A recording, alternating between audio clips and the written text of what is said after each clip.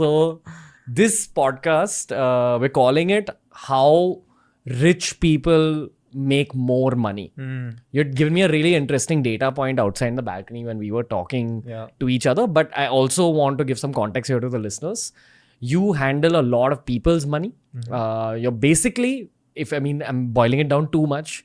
You're sort of in the wealth management space, in the modern day wealth management space. You're also in the fintech space. I feel you have access to a lot of data. You have an incredibly smart team.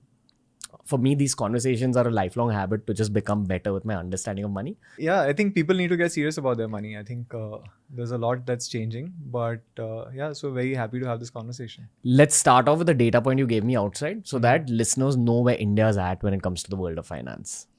So the strange thing about India, so there's this concept of a Gini coefficient. A Gini coefficient tells you that how much is the concentration of wealth in the hands of a few people, right? And I'll just like simplify this. So the top 1% in India 2 decades ago used to own 23% of India's wealth. So what does that mean? Like 1% of India was owning 1/4 of India's wealth, right? So that's a lot of concentration. In the last 2 decades, this number of 23% has moved to 33%. So now the top 1% own 1/3 of India's wealth. Now what's happening here, right? Wealth is getting more and more concentrated in the hands of a few people. What are these guys doing right with their money that folks like us are not doing? Now, one thing they obviously do is they own assets which earn for them, right? They own businesses, they own ESOPs instead of just renting out their time.